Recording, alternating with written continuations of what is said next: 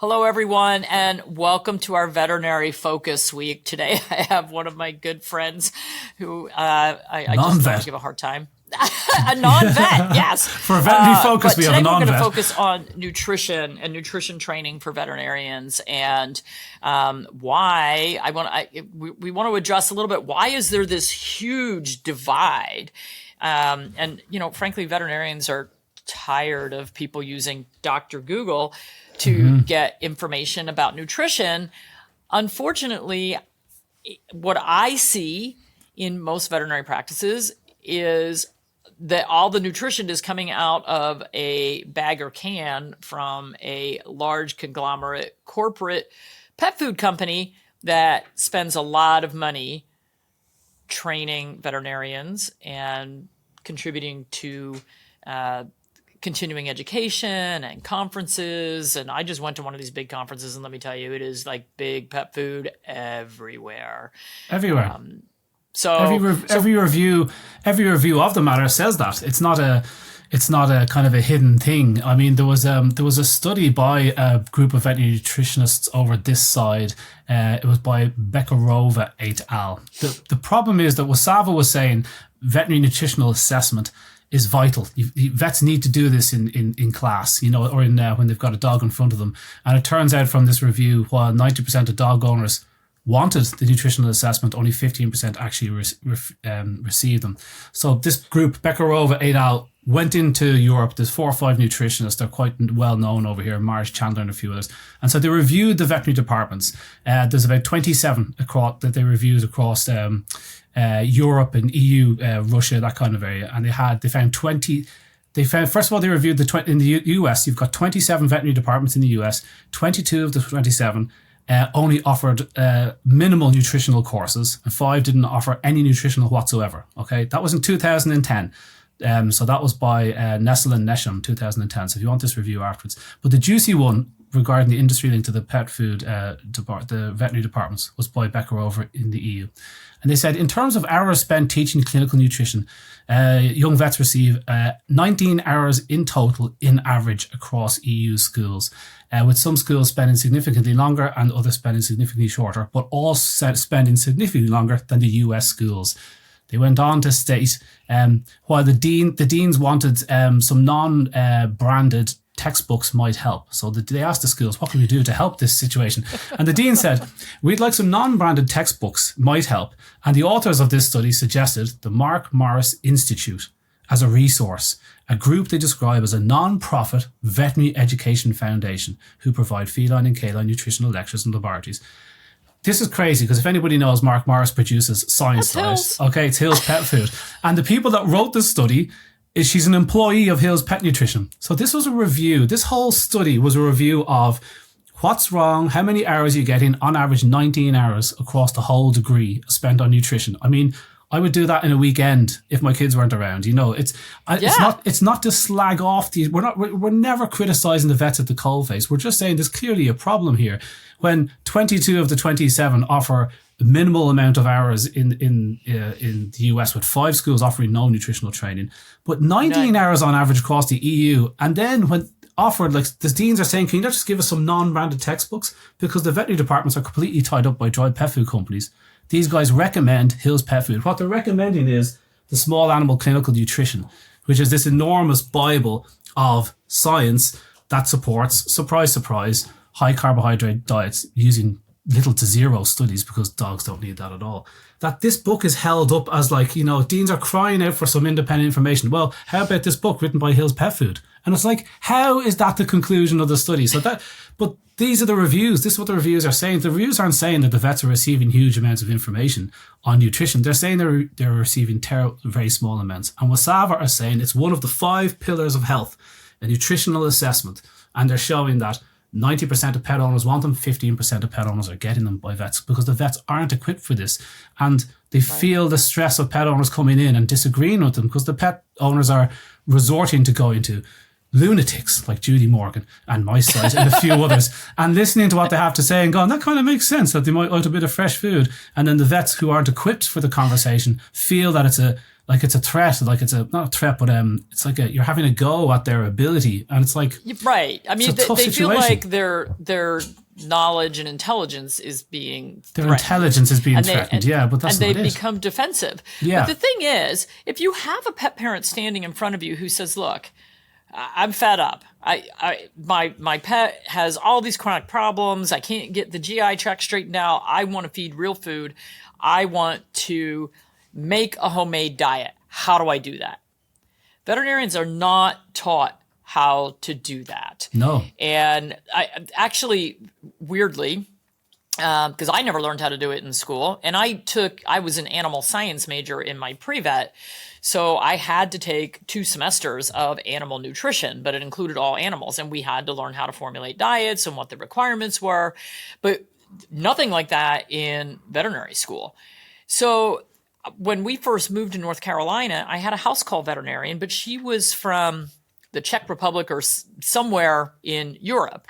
And when she came, I told her who I was, and then I formulate diets for dogs and cats and that we feed raw and blah, blah, blah. And she was like, oh, that's really cool. And I thought, oh, that's really interesting. And so I gave her some of my books and stuff. And she says, oh, yeah, well, we had to learn how to formulate for every single species when I was in veterinary school. So she actually worked for a cattle company and a poultry company formulating diets for a few years before she came over to the U.S. Now, if you told U.S. graduate veterinarians that they needed to go out and do that, there is no way. No way. It is just not taught. And so that's why if a client is saying, I want to make a homemade diet, the veterinarian doesn't know how to tell them to do that. And so it becomes very threatening, and it comes back to the pet parent as you could never do that and make it work. Yeah, exactly. That's exactly it. I think that is not it. It's kind of like not even an ego thing, but it's like you're insulting my intelligence. I am a vet, and I was taught this in college. And I would say, look, guys, we all did degrees, okay? We all did degrees. I did a science degree in college here in Ireland, one of the highest failed courses in Ireland. 1 out of 3 drop out in the first year. In the first year, I had to do geology, botany, chemistry, maths, and maths has no numbers in it all of a sudden when you get to college. And I hated every single minute of all those lectures. All I wanted to do was biology, one of the 5 course subjects I had to do. I spent hours and hours and hours on geology. I could barely tell you what limestone is today, let alone some of the crazy things that go on in geology. I eventually specialised. You'd get to drop 1 course at a time and eventually get to pure biology by 4th year. I just wrote down some of the subjects that I learned about in 4th year here, just so I'd remember them, because I don't. Evolution, entomology, insects, parasitology, marine ecology, behaviour, genetics, immunology, anatomy, physiology, environmental impact assessment, and no doubt a whole heap of other ologies. I had about 20, 30 lectures on each one of them. It was 40 hours a week just on lectures. Then you've got your extracurricular projects. Do you think I remember a whole lot about insects after that? I spent many, many, many more hours studying insects than most people that don't study insects. I couldn't tell you anything about them. So the fact that I learned about insects in college does not mean when a daddy longlegs comes into the room, I could tell you what his name is. I don't know. Mum said they were called daddy longlegs. And genetics. You think I should be asked a genetics question? You think if there's a genetics issue in your veterinary department, you could come to me as an authority? So like we all have these degrees. It's just that some people specialize. Like, you look at a GP, a human GP has 1 animal to think about.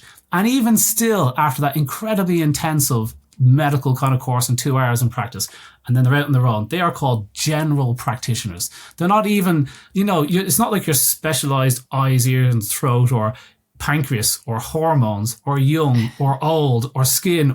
We've got specialists for joints, we've got specialists for everything. We've got specialists for anesthesiology, for studying blood. Your doctor's none of those. They are just incredible generalists that go, there's something wrong there in that organ. And they're amazing at it. And so fair dues, that's their job. But vets are coming out with this workload of like every animal on the planet, you are the master of. Every animal on the planet and every part of that animal. So it's like not just dogs and cats. That's too easy. You'd have to have sheep and cows and kangaroos and fish and birds. How could you possibly learn every part of every animal in 1 degree when you're 18 years old and you're trying to have a social life? It's impossible. I think they'll defend themselves by saying, look, we have continuing veterinary education thereafter, but those courses are industry funded. I know because I'm asked to give them, and I want to give them because it's vets that listen to my product promotion about something. So like, there is no independent way of getting information into vets thereafter. They're industry funded, and particularly the nutritional ones. There are pet food companies teaching you why the high carb diets are great for pets, which is clearly nonsense. All the studies show that's not the case at all. So the workload is ridiculous. And so these kids are mad stressed. A veterinary degree is the hardest thing you can do. They love animals going into it. They work so hard in college. And here they are faced with some dope that has been Googling saying they don't know anything about nutrition. And so they take it really badly and go, I learned this in college. And it's just the wrong tack to take with someone who's probably knows more about nutrition than we would, because they've just spent the last 2 years studying it intensely, So there has to be room for other generalists out there, other specialists, canine nutritionists and physiotherapists. And you've got to have room for all these people, because these people probably know a lot more about the topics they're involved in than some of the vets that claim to have done a bit of a course on it. Yeah. Well, the thing that I get attacked with a lot is that I'm not a board certified veterinary nutritionist. Ooh. Now, those who are in this little elitist group of you can only formulate diets if you are a board certified veterinary nutritionist, I think that's very bogus, because we have people with PhDs in animal nutrition. We have people with a lot of other backgrounds that have done a lot of work and spent a lot of time. I mean, I didn't start formulating diets in the very beginning when I started studying nutrition, because I was like, whoa, this is a bit more complicated. This is a lot of work, and there's a lot of knowledge that goes into it. But, after you do it for 20 years and you keep studying and you keep reading and you keep learning, and I have, a million textbooks and a million courses, and it's like, okay, well, I think that somebody other than a board certified veterinary nutritionist can be quite capable of making a very healthy whole food diet without a whole bunch of synthetic vitamins and minerals added. And where I really take offense is I get so many requests for consultations from people who say, I went to the board certified veterinary nutritionist. Here's the one recipe I was given. If I want to vary the recipe at all, I have to go back and pay for another full consultation for one more recipe, which, by the way, they're just spitting it out of a computer system. And it always comes out with one protein, one carb, one vegetable, and a synthetic vitamin mineral mix. Yum. How is that good? Yeah. How is that better? Yeah. I think we can do better. If I can formulate something using whole food nutrition, which is what our pets are, we know we have a lot better idea how they're going to absorb and utilize a whole food substance versus something synthetic that their body doesn't recognize as something from nature, and we end up with leaky gut and allergies and IBD, and we're not fixing anything. Yeah, ask any independent human nutritionist if how vitamin and minerals from a packet is that the best nutrition we can get for ourselves, and they would say no, that's the second best. If you're stuck and you needed a vit mineral hit, or you've got some small intestinal bacterial overgrowth and your B12's on the floor, they can be saviors, great. But nobody is selling this George Jetson pill idea as being good nutrition. It's just not. It's like they made a recipe for pet food in the 1950s. They came out of the war in the US, and you've run out of tin and you've run out of meat. And you're going, well, the good thing about war is they produce these amazing machines, because they come up with all sorts of invention during war. And they came up with this pellet extruder. Extrusion cooking was one of the things that came out of it. And so Ralston Purina said, great, maybe we can just grind up a load of cereal and some cow's toenail and make pet food out of it. And since then, the ingredients have changed. Not at all. It's still the same high cereal, bit of meat and a vitamin pack. But nobody's thinking that that's the ideal way. There's no, nutritionist, independent nutritionist writing any nutritional books concluding that that's the best diet for dogs. They've all concluded on, this side, which is a bit questionable, And on veterinary nutritionists, you have to talk to your vet first to get that booking with the veterinary nutritionist. So there's $100. And then that veterinary nutritionist, for 20 minutes, half an hour's work, as Judy said, will spit out a recipe from a little formulator. That'll cost you $200, $300, $400 for that. So the $4 to $6. Oh God. And so there's people out there that say, well, you should only be talking to a veterinary nutritionist about that. If you need a therapeutic diet, which is a dog, let's say your dog's overweight and you want to slim him down and you want to make the food himself, Only a veterinary nutritionist can give you that information. So you'll have to spend $400, $500, $600 to get a diet, to learn one recipe of how you might slim the dog down. I just want to give you an idea that if you wanted to address the obesity problem based on the veterinary nutritionists available, listen to how many veterinary nutritionists there are in the world. This was 4 years ago when I took these stats. 4 years ago, there was just over 100 veterinary nutritionists registered with the American College of Veterinary Nutrition. But not all of these are actually available to us. Many are employed directly by dry pet food companies. Many others are employed directly by university vet departments and are tied up in research duties there. According to the ACVN, only 24 of the American veterinary nutritionists are available for the average pet owner to contact. 24 for 90 million dogs. Correspondence with a random selection of veterinary nutritionists indicates the basic price to be $400 to $600. You're right. However, should you need tailored advice, it can go on. Here is the figure for obesity. Okay, let's pretend we had to use veterinary nutritionists just for obesity. This, according to the Academy of Veterinary Nutritionists, is the very best way to disseminate what is some very rudimentary dietary information. So let's take obesity. 60% of Americans, 160 million cats and dogs, are overweight obese. If each patient requires just an hour's assessment from a veterinary nutritionist, it would mean 28 veterinary nutritionists splitting the 96 million cases between them. This means each has 3.43 million hours of obesity work ahead of them. If they each ignore all their other cases and dedicate 6 hours a day to obesity 5 days a week, as long as no more pets get fat in the meantime, they will clear this backlog in just shy of 2,199 years. Perfect. There you go. So what an obvious idea. Go to a vet, and then don't include kidney disease, pancreatitis, dirty teeth. I mean, how is this the solution? You know, it just beggars belief that maybe there's scope for bringing in a few other people here that might be able to help. It's not an attack on vets. You know what I mean? It's not an attack on vets at the coalface. It's like, guys, you have a lot on your plate. And there is other groups that do this and can chat, and you can learn this discipline very, very quickly. It's very, very simple. You can come along to our thing on the 12th in October, for example, in Florida, and learn a bit, have a chat, and get some of the resources. It is easy enough, but to say that we have to go to one person for $600-$700 you need to understand obesity way before you just need a diet to fix it.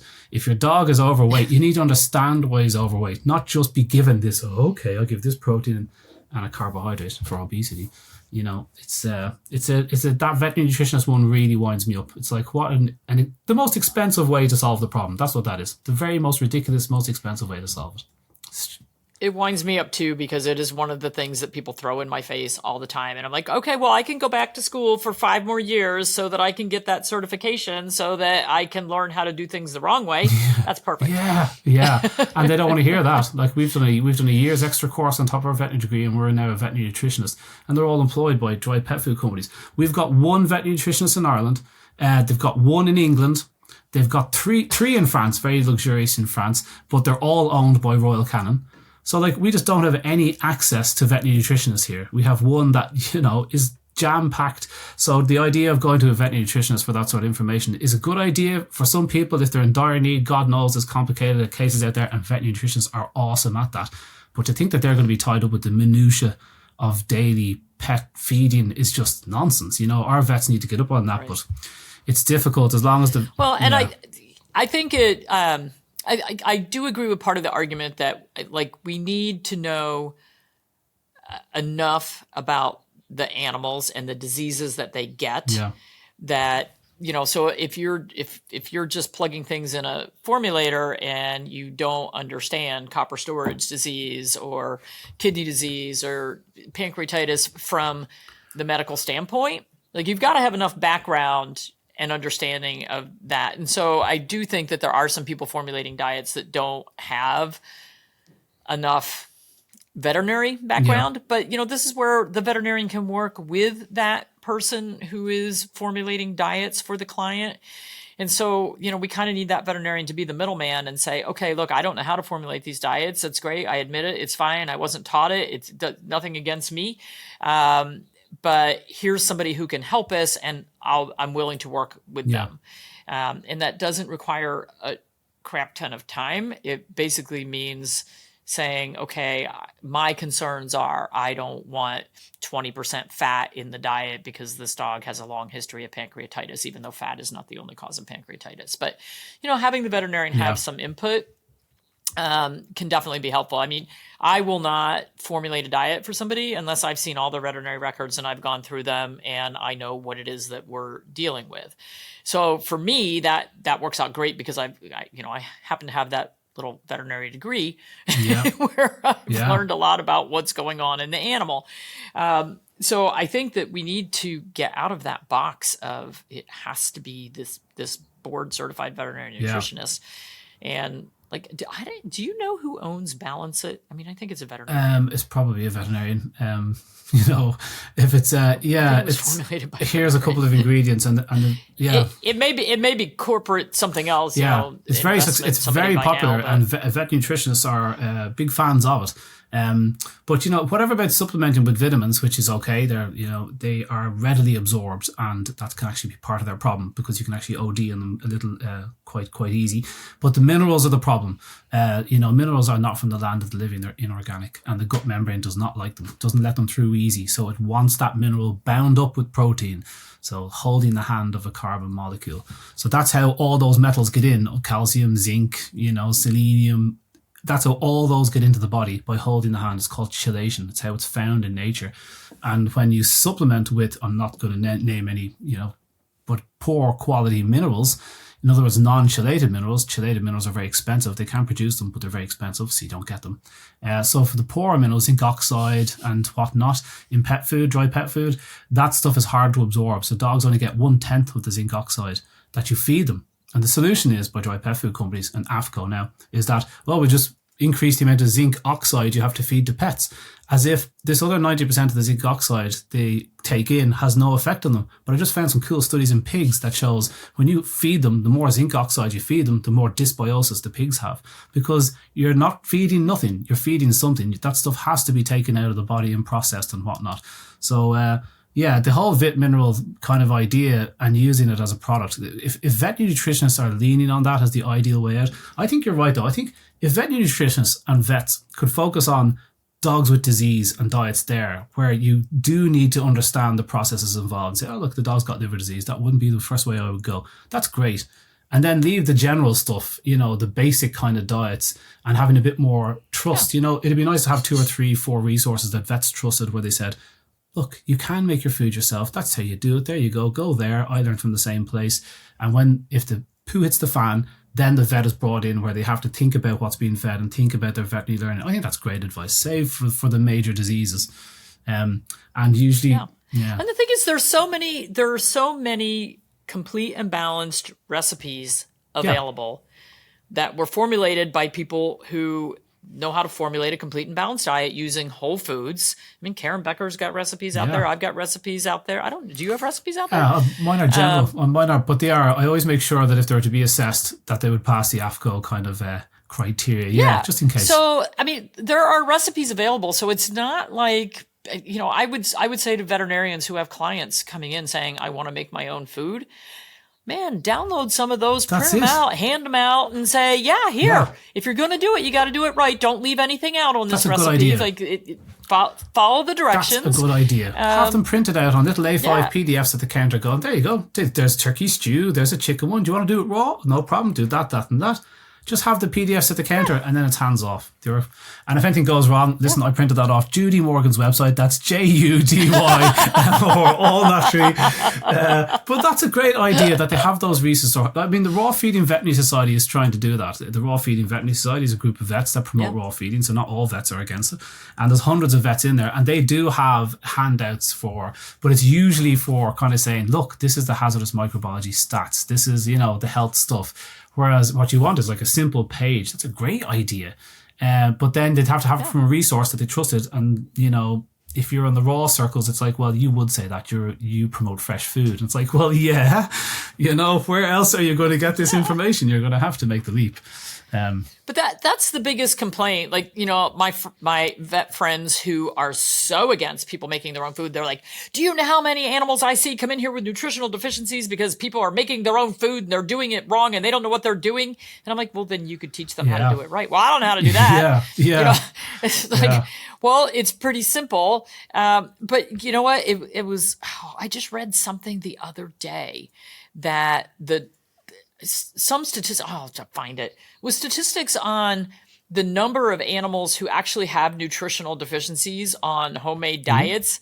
And it was infinitesimally small. Where did you get that? Like, I don't remember. You need to think. I'm going to have to go back and get find off it. This radio media. Because that's the thing. Like, animals are so good at fixing things.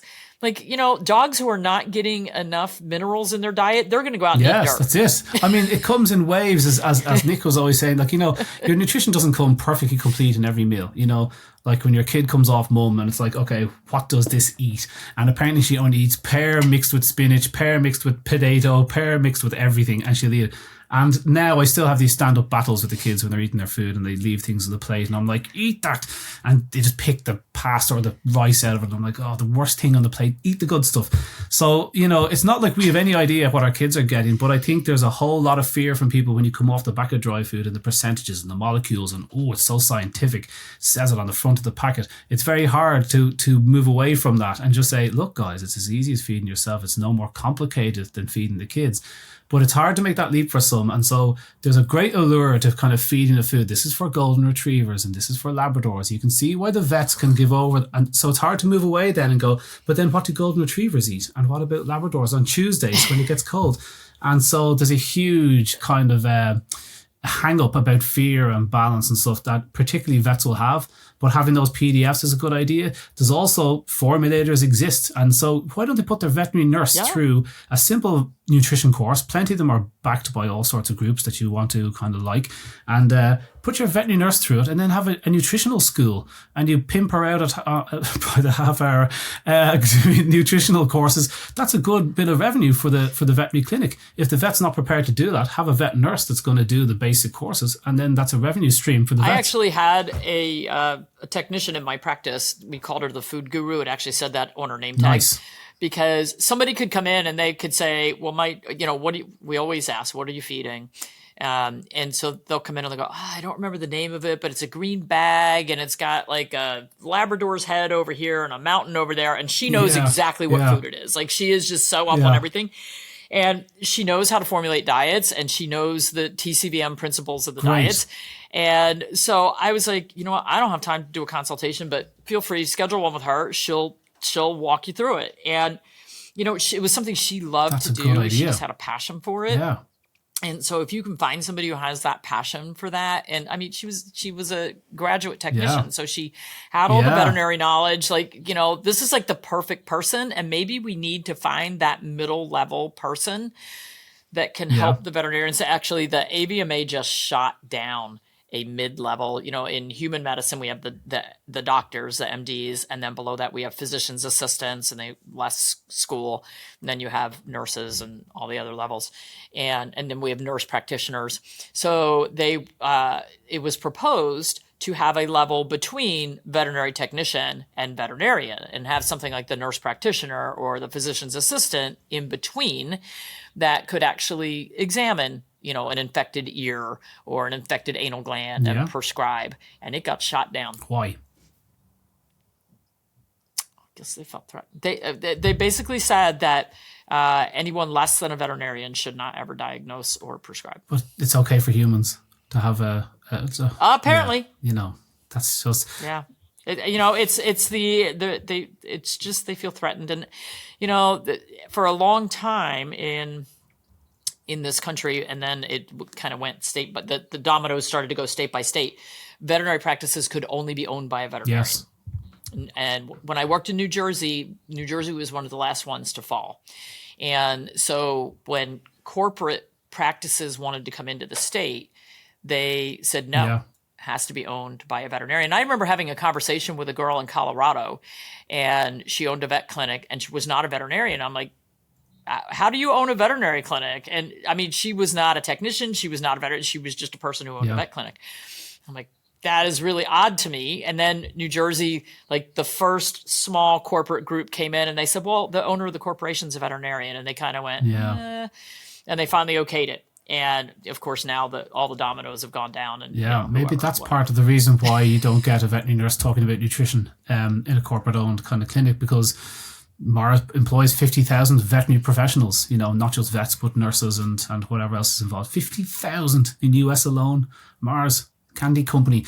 And so when they own that, it's like, well, we need to make sure that the veterinary nurse is talking about, our stuff. Our food. Yeah, can't have, You can't sell other food. You got to sell this food and use our diagnostics, use Antec, use Banfield. I mean, they own the start and the end. Isn't that odd? They want to own both ends. Yeah. So that's the problem. I think that's of the things we said today. I think definitely the PDFs printed out, ready to go, and a veterinary nurse on call that you have put through the courses, your clinic has put through the courses to get whatever credentials people deem necessary for the job. And then that would take the weight off. You would have the classes once or twice a week. She could be sitting there talking to 5, 6, 8, 10 people. She's a veterinary nurse. She knows exactly what she's talking about. Shoot, you can do it on a Zoom call. It's do it online. You don't even have to have the pet. You know what their issues are, and that's good. It would be a great revenue source, and it would be, you could have these group classes. You can sell the food. I think there are solutions. Yeah, the vets, isn't it interesting that vets don't kind of partner up with pet shops at all? So it's like sometimes if the vets are selling this information, and maybe they're selling information about the complete raw that you should be feeding, why don't they stock the complete raw as well? Why wouldn't they have that? You did, yeah. Why wouldn't you do that? I stocked the complete raw in my definitely. I just had a freezer. I mean, you want to own, like, if there's a natural treatment for fleas, if you're not going to be selling your chemical flea products, like, very few people are thinking that, unfortunately, the public, when they get annoyed and they get a bit disillusioned with the veterinary sector, because particularly of this example, trust is falling in the veterinary sector, which is unfortunate, but it's not our fault, and it's probably not the vets of the coalface's fault. It's the industry above them.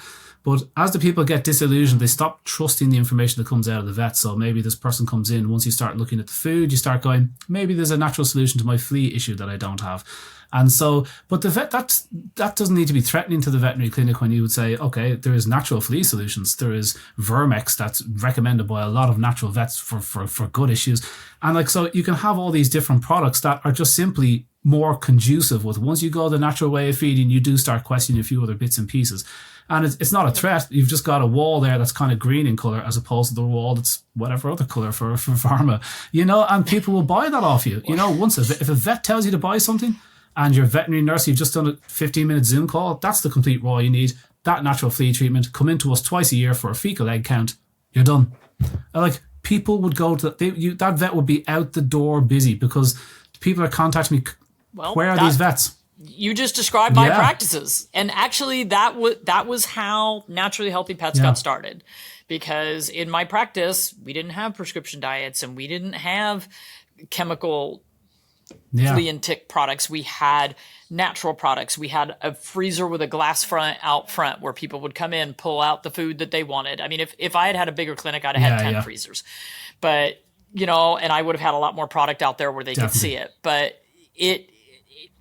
that's why people drove 7 hours each way to come to our clinic, because this is what people are looking for. And once they see how well their pets do, then they want to stay on that path, and it gets very difficult. So it's very easy. It would be very easy for veterinarians. First, they have to believe and trust in the whole food, pet food industry. So we need them to open their minds and think about, wow, there might be another way to do this. And, and the thing is, in corporate medicine, the veterinarians are usually paid a percentage of what they sell, and they don't get a percentage on the pet food. I heard. So they really don't really have an incentive to send you off with that prescription diet because they're not getting a percentage so of that. Unfortunate. So it would be just as easy for them to slide a PDF across the table and say, here you go. Buy the raw, which sponsors my clinic. I mean, it's so unfortunate because the public are saying they're just trying to make money off dry food. And I keep saying, guys, there is little to no margin on dry food. It is not why the vets recommend that food, because they care about you and your pet and they believe that food is correct. I think the first step for vets, but before they get into this kind of subject, is to acknowledge that there's an issue. They need to peek behind the curtain and go, ooh, okay, find the studies that convinced you high carbohydrate diets are good for dogs and cats. Find studies that show 18% protein is the right amount of protein for dogs and cats. That's the minimum amount of protein to get a dog through a 6-month food trial. So when you go looking for the trial that goes, oh yeah, how did I end up at 18% protein? Maybe 30% protein is better. It is. Studies that sled dogs show less injuries the more protein you feed them. And so when you start looking at the evidence, you go, oh, hang on, there is not a lot of evidence to support my stance. And then you look at the evidence from the other side. So I think the first step for vets is to kind of, like you said, open your mind a bit, see there's an issue, because there is other way. Look at Wiley Veterinary Clinic as an example of that. This clinic is in the UK. It's in Essex, in London, and they've got 30 vets working for them now, all real food promoting. And God knows how many veterinary nurses, let's say double that amount. So a huge operation, lots of hospitals, 2 veterinary hospitals, very, very busy. Here's the thing. They said, we're so big now that we might as well offer a vet care plan, as some of these bigger places can do, because you have the vets to tackle different issues, because everyone's got their own little cool thing they do. And so with their healthcare plan, you can only sign up to it if your dog is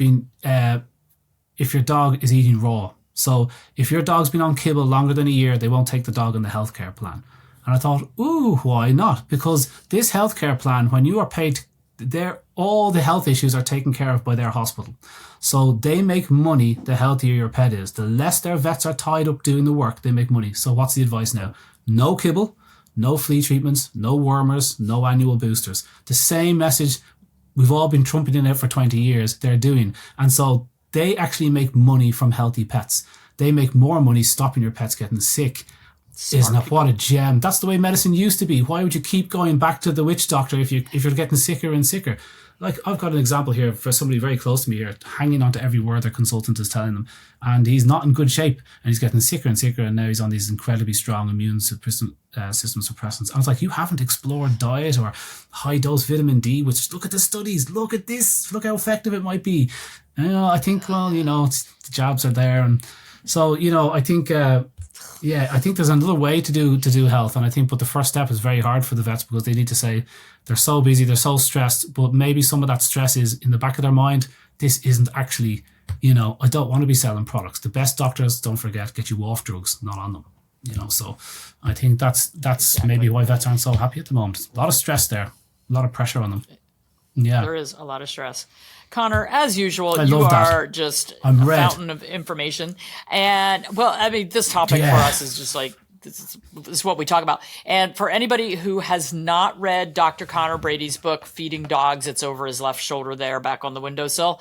Amazing book, amazing studies. I steal stuff out of there and quote it all the time because it is great information and it's eye-opening. And for me, it's nice to have the science behind what we're talking about, and that's what Conor does. He picks apart all these studies and says, okay, well, they cherry-picked this little piece, this one little sentence right here, but what the study actually found was this. And so it is so eye-opening. And so when I see a new study come out, I send it to Conor and go, pick this apart. There's two or three of us now. There's 2 or 3 of us, and it's like a dog down a rabbit hole. It's just like, oh, here we go. And I love that. And somebody finds something else, and sometimes the study is sound. And you go, oh, that's interesting. It's not like, the great thing about being on the right side of, and just trying to speak truth is that even when something comes up that means what I said was wrong 3 years ago, I go, oh, heads up, guys. I didn't actually realize. But look what this is saying now. So it's okay to do a flip-flop, because it's not like my life depends on something that hasn't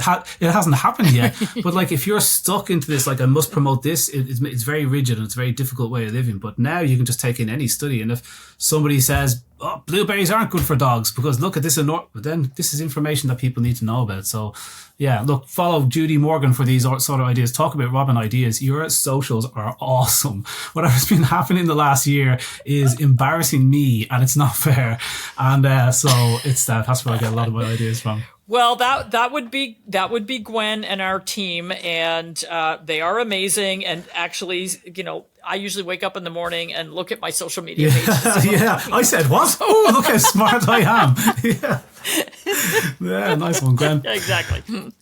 But they're very good at doing the research to back up anything that's posted, and a lot of times if they're a little questionable, they run it by me and say, "Can we say this?"